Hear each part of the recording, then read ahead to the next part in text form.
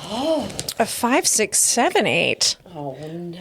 Are we counting? I'm so excited. And pull it together. We have a heavy hitter on today. Heavy it is. I feel like we're leveling up right now. Hi, I'm Sarah. And I'm Candace. And welcome to Don't Start. And as we like to say, don't start. Candace, save it for the show. Exactly. So let's get to it. I told you earlier, I'm nervous. You fluffed the hair. I really like it. I went full out. I did lip I gloss. put on some face. I was like, I gotta pull it together. Hashtag full out. And if you know, you know. But we're about to get real. Candace, let people know what's going on. If they don't know, yell it for the people in the back.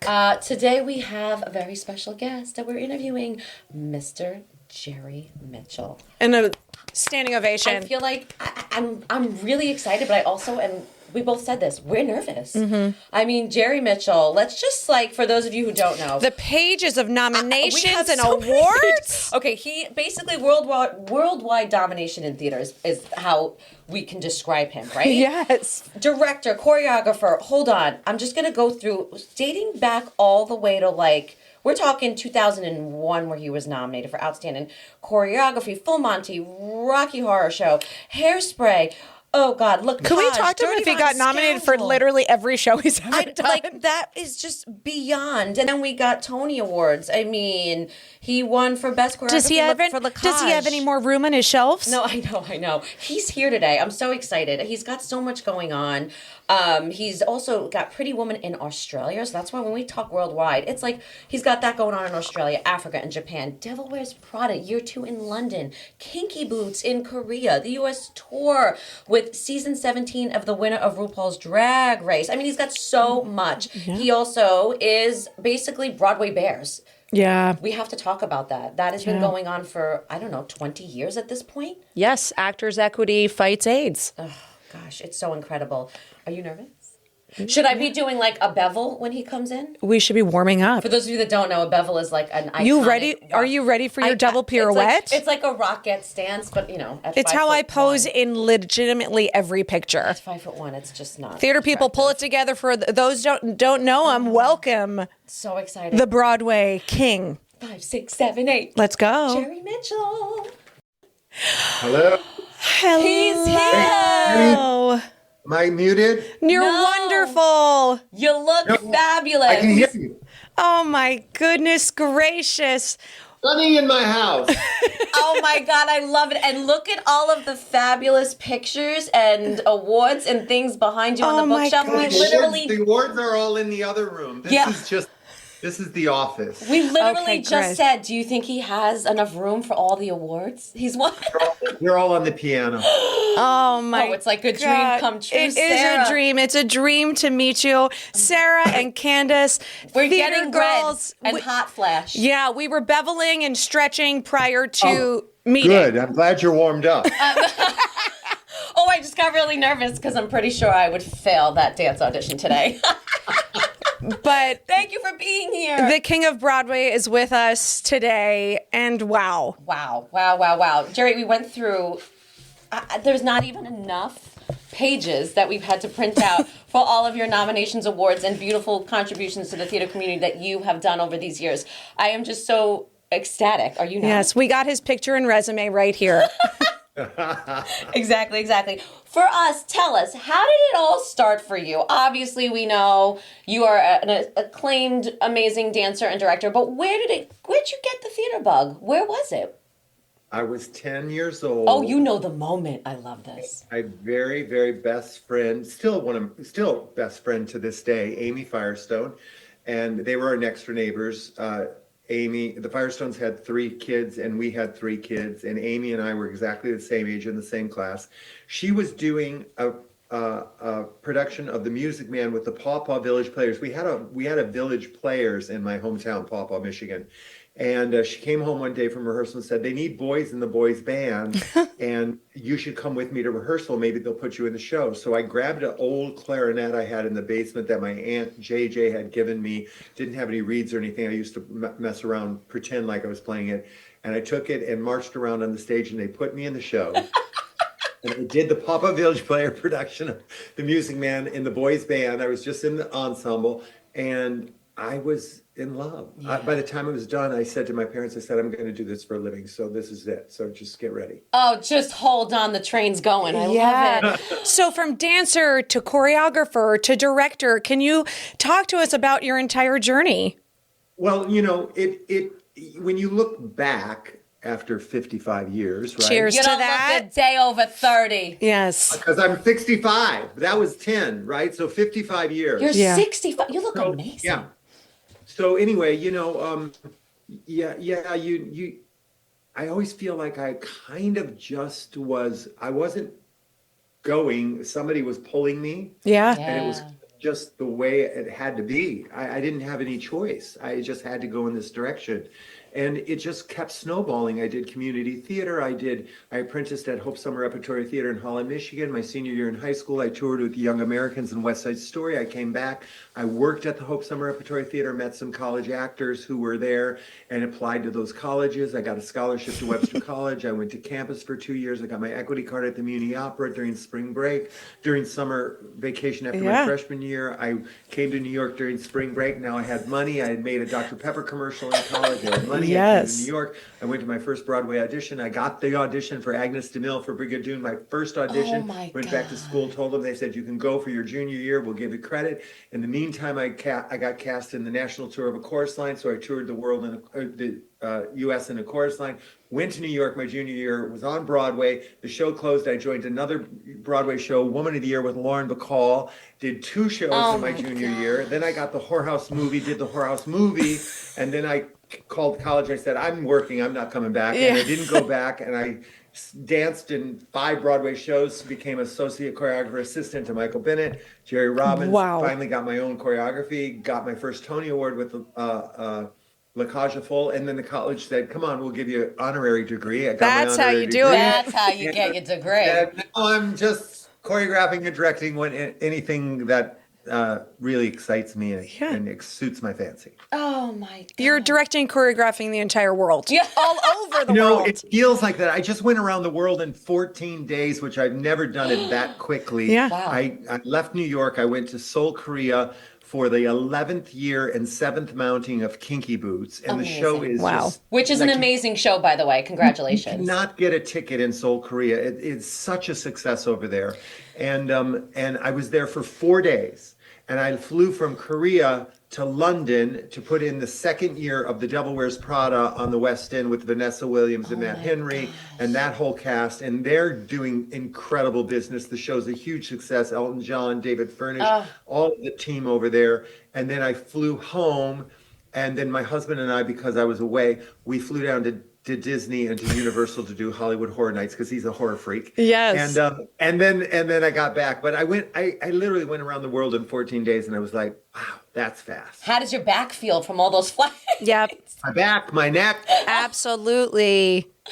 Absolutely. So I know this is going to be a big question right from the start, but as you said, you do these shows all around the world. There's no barrier, no language barriers, of course. But for people that aren't, There's language barrier in the sense that in Korea and in Japan, everything's translated into their language. We Right. were just talking about that. How does that work? We're getting ready to do The Devil Wears Prada in Germany. That will be the next company. Yeah. So they're translating it into German. Then they send me the German script with what's called an English back translation. Yeah. And I read every line and every lyric and make sure it's having the same sentiment, even if it isn't the exact same word. Right.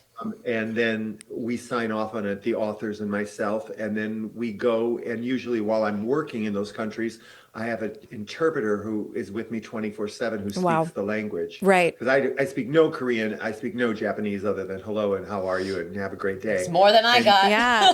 Well, thank you so much for correcting me on that, because that is a big part of like landing the joke, landing the what the theme is. Oh my God, such a big difference. Right? You know, like that really, maybe of all of my work as a director choreographer, understanding the international difference. Right. In perfect example, Legally Blonde. You know, there's a song in Legally Blonde, Gay or European. That's one of the I use it as a reference all the time. Funniest song ever written by Larry Nell. Yes, right? so funny. So we were doing the show in Austria, right? And it's in German, and they're going, or in Austrian, or I don't even remember German. what language we were doing. But it said, we can't do gay or European because it's not funny here. Yeah, Right, they exactly. find it insulting.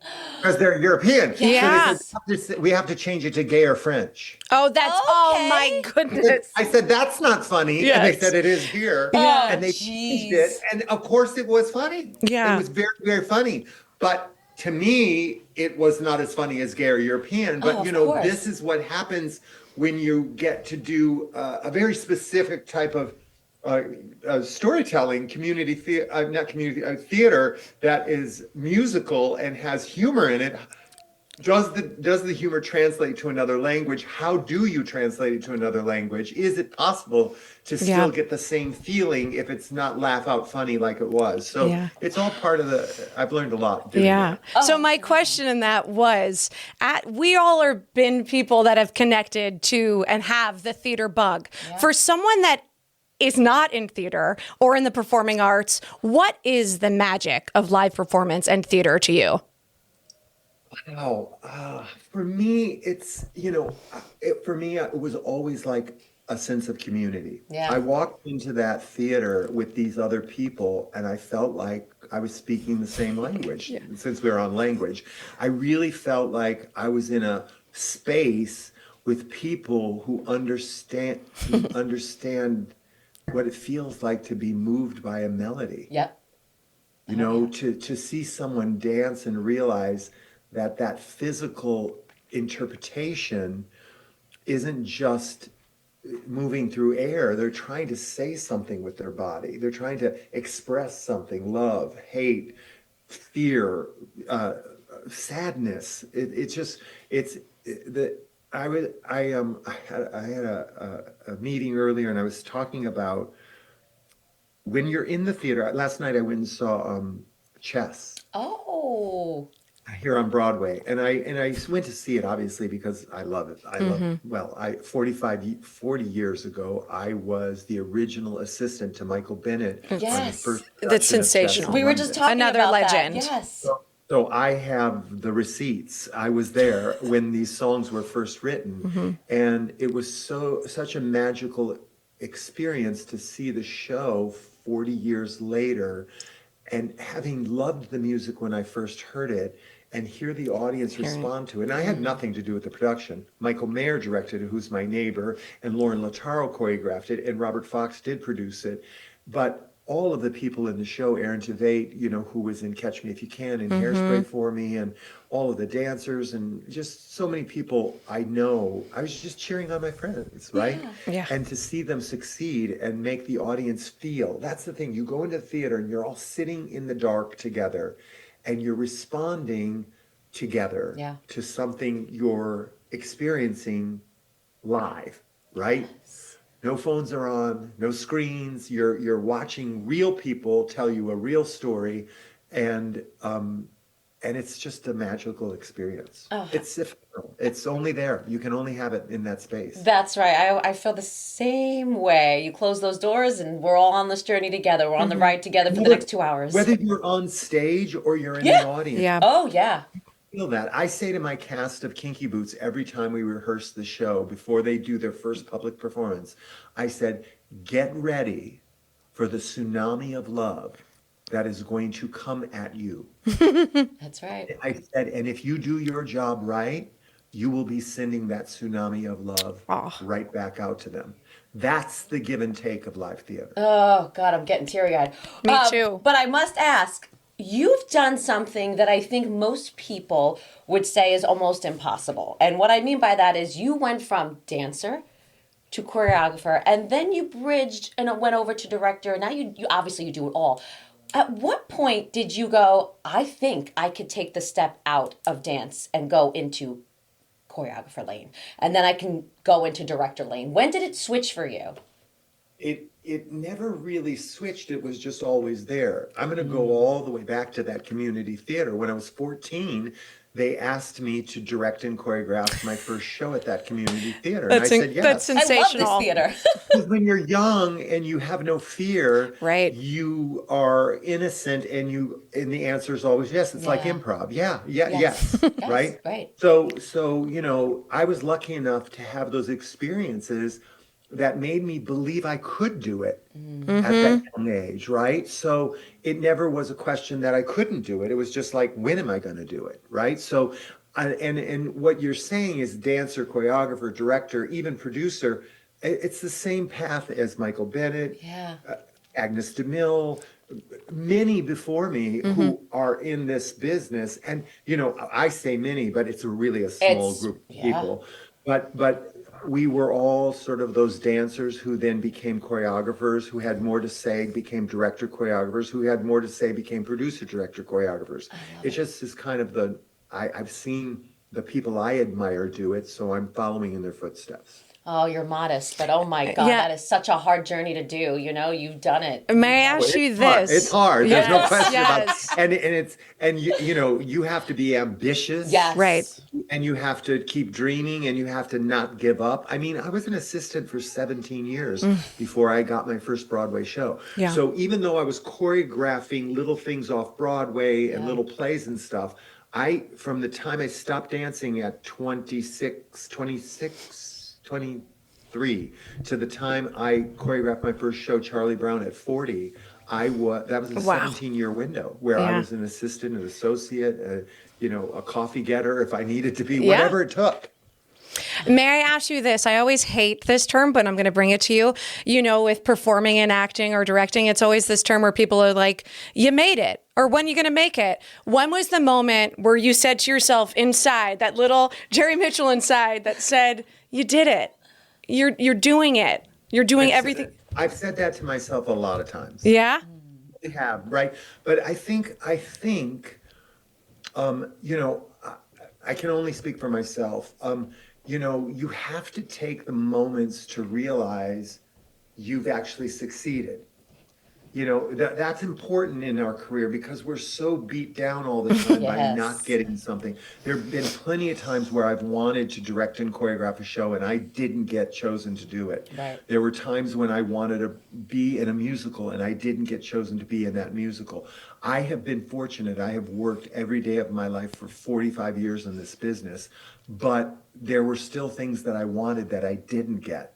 But I never really compared myself to the person who got them. Yeah. And that's another secret Yeah. that I think a lot of people have to come to the realization that you're not in competition with anyone else. You're only in competition with yourself.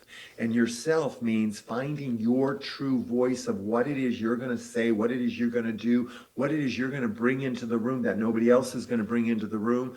Those are the things that work for an actor, a director, a choreographer, a producer. It's all the same. Oh my God, I want to talk to Jerry for hours. Can you be my life coach? I know.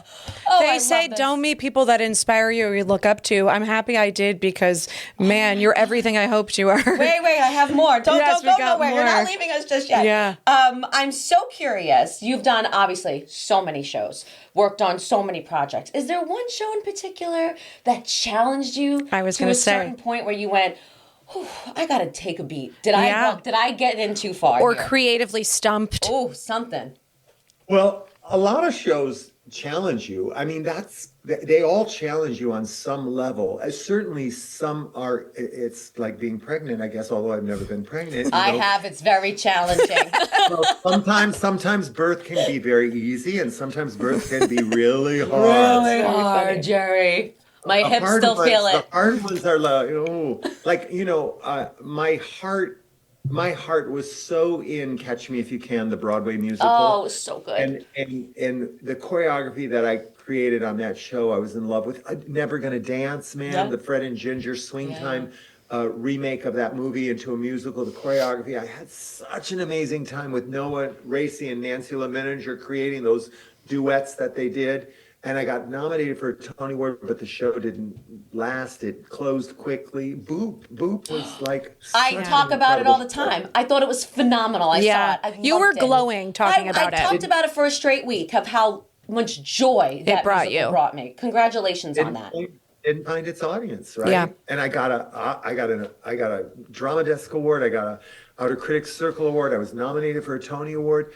the show just didn't find its audience. We're going to do a national tour. Oh, And great. you just watch. We're going to find our audience. I was just Yes. going to say, but that is such a good point that you bring up when you say they couldn't find their audience. Like, Broadway is difficult today. How do you feel Broadway Has is changed. changing? Yeah, in front of us every minute.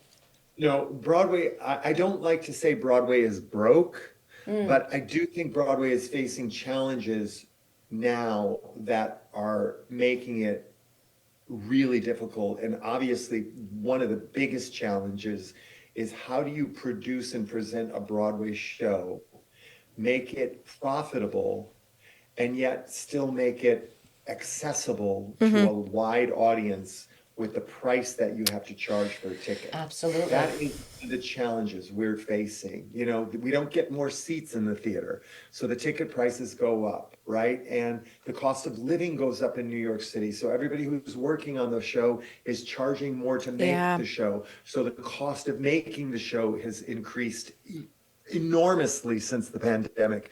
These are major challenges our industry is facing. And what that does is that hurts shows that are brand new that don't have insurance. And what I mean by insurance is a star attached to them, a Hugh Jackman that Yeah. guarantees the Kristen. audience is going to come. Yeah. Or a title like The Devil Wears Prada or Death Becomes Her, where the audience knows what they're going to see and wants to go because they want to see that on stage. You know what, Jerry? It's such a thing that's happening in all the industries, but it's interesting because I do think Broadway, I write in the TV world, and now I write in bridging the gap now over into the Broadway world, and I'm noticing everything is based off of existing IP, intellectual property. They want that existing old audience that knows that IP to come back and see it in a fresh new way. That's such a thing. Do you feel that?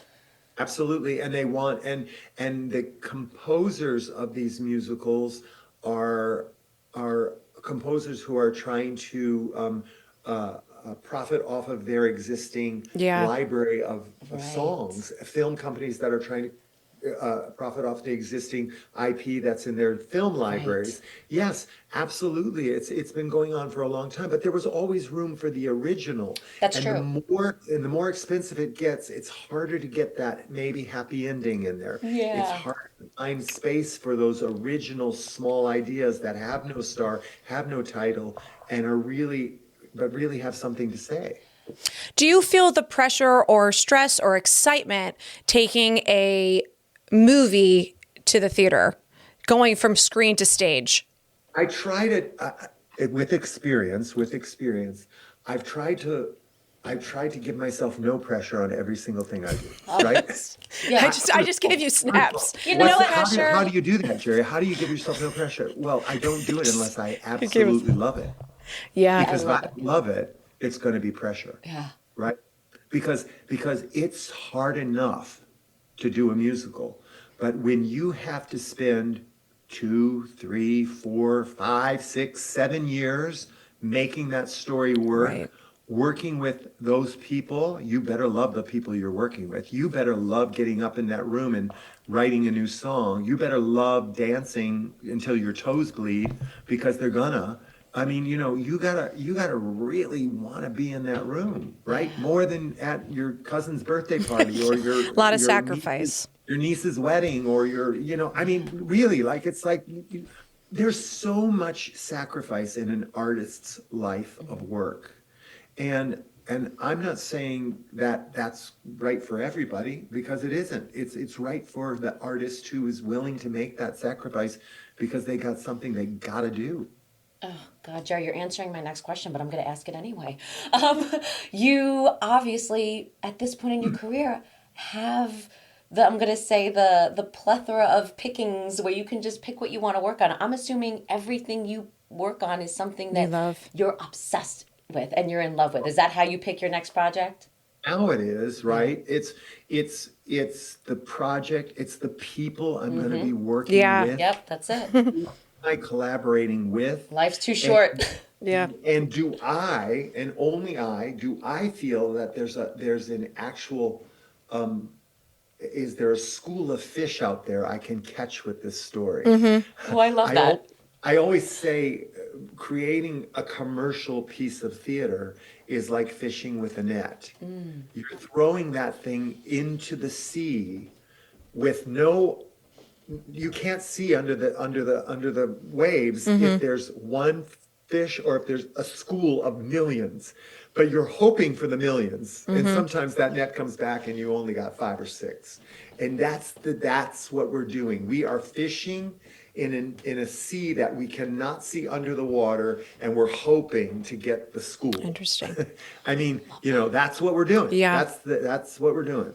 What show for you, whether you were in it, whether you directed it, or just saw it, changed your life? Oh, that's a good one. A chorus line when I saw it changed my life. Yep.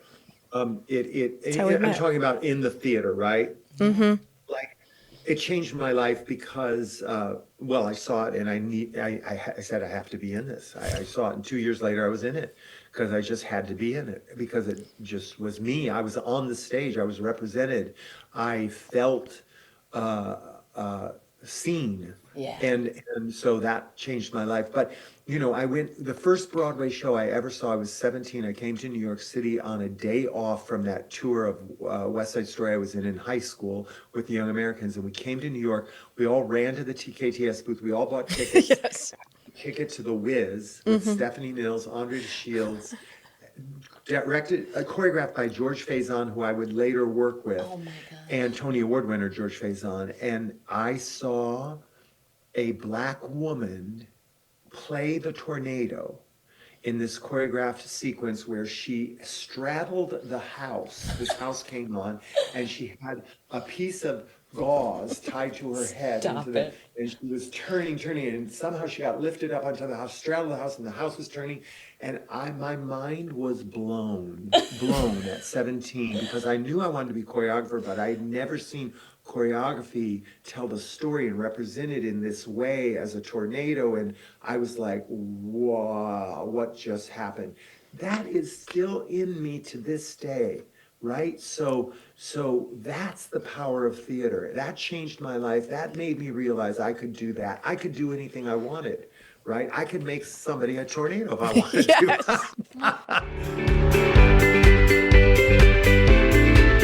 I mean, with your giant resume, I'm going to say something. I feel like you're just getting started. Is this crazy? I feel like that. Like, you have that essence of someone that's like, I am not even scratched the surface of what I think I potentially can do, which is shocking to me because your resume is ridiculous. But also, it's so inspiring. So you want to be my life coach? That'd be really nice. Last thing, we have one more question. No. You have like 10 more. No, we're No, not gonna I take was up too saying much of your time. you've given so much to the theater already, but you also give back in Broadway Bears, Equity Fights, AIDS. I have some good friends that had that. We have some naked friends that love this. Yes, very excited. That were a part of it. And can you tell us how it began?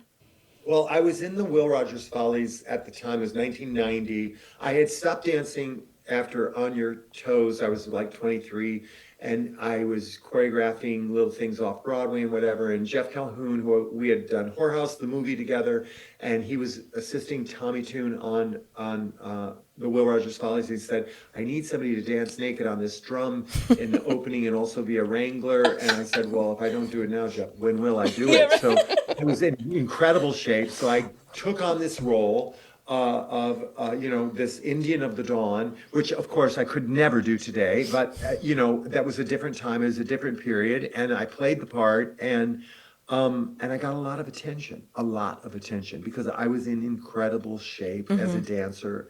And one of my dressing room mates, Jason Opsahl, said, you should go dance on the bar at Splash in that costume and make some money for us. We were raising money for the Easter bonnet competition. Oh my God. And so up until this point, 1990, I had lost 10 of my college friends to AIDS.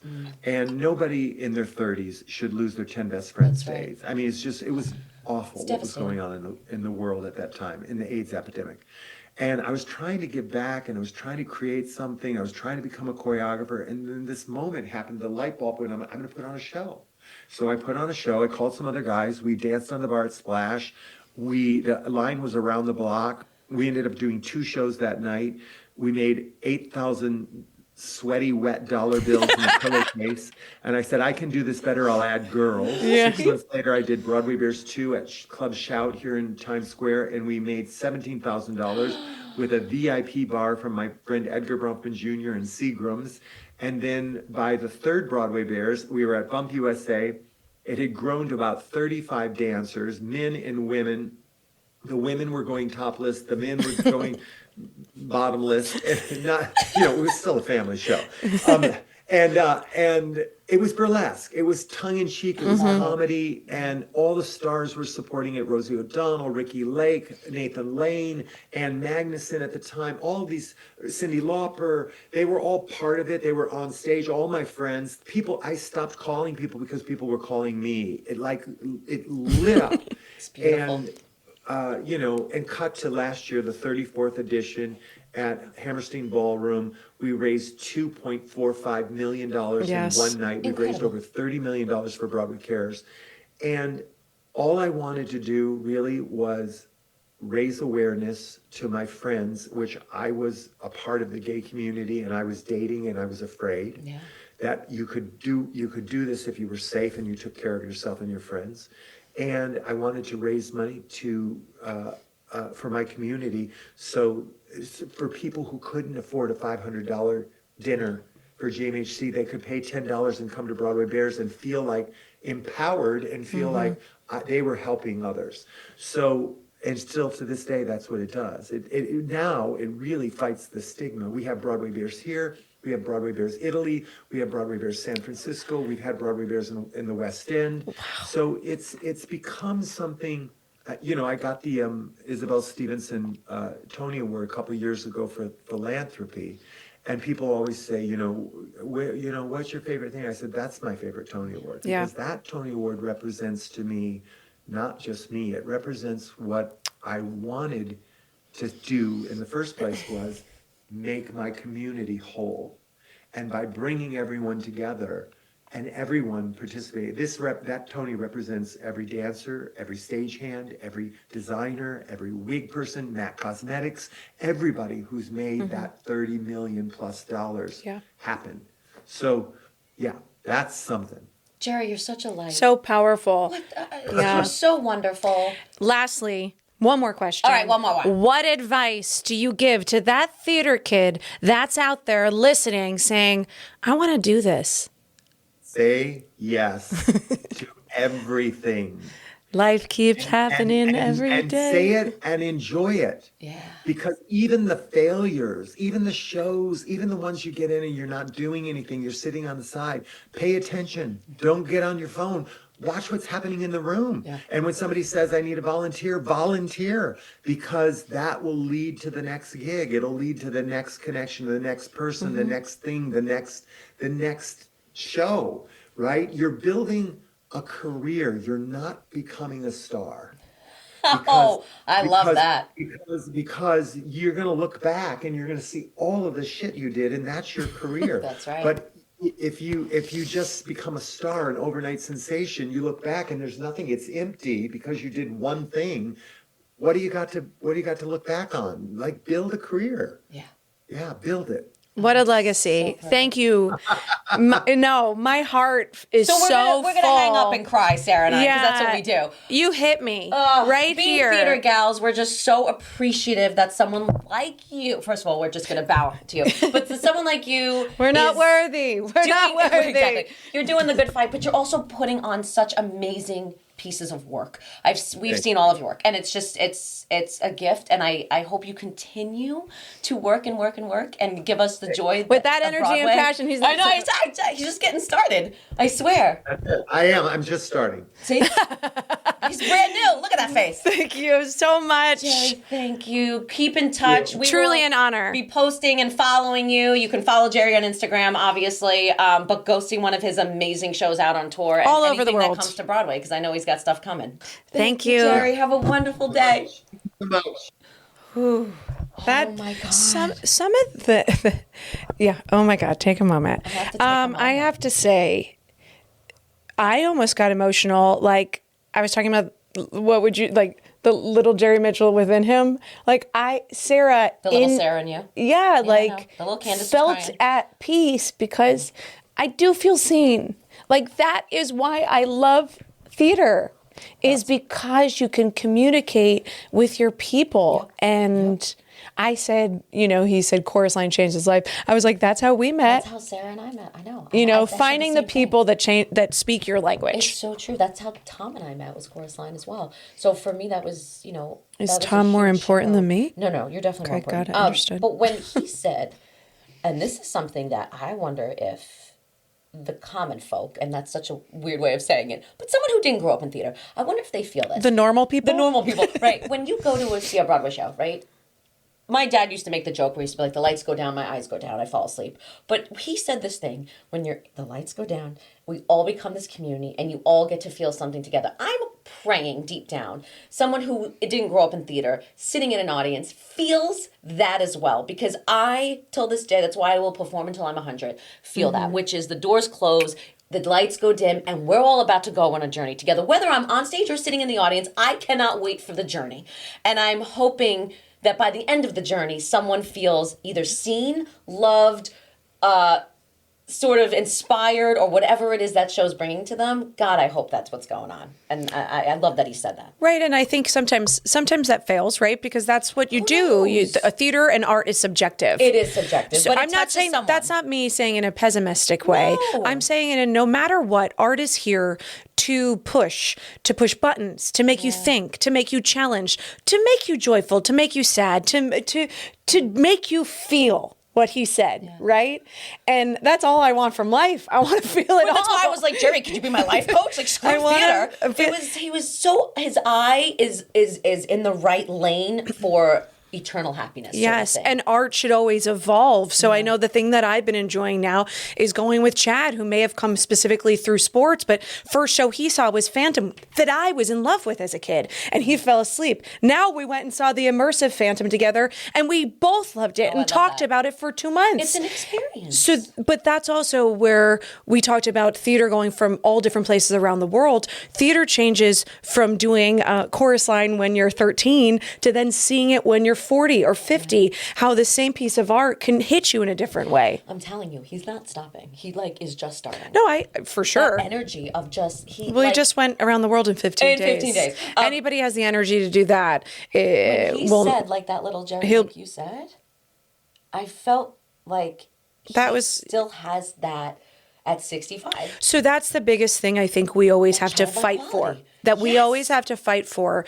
within us. And I think artists are really good at doing that. I think that's something that I'm very proud of coming from this community, is having that curiosity, having that passion, having that thing that we get when you stand up there and the light hits you and you see some people in the audience and you sing that one song with those perfect lyrics that feels like they go right to your core. I get emotional sometimes. I tear up like a crazy person. I'm crying in the audience. My happiness is what I'll he see. said. I gotta cry the rest of the weekend. A little, what did he say? I don't know. A good tune. He's like, a good tune is just, or what, like a good melody can move you. And that's my happiness. A good melody, a good something. I that think moves you. my happiness is us shimmying on the out.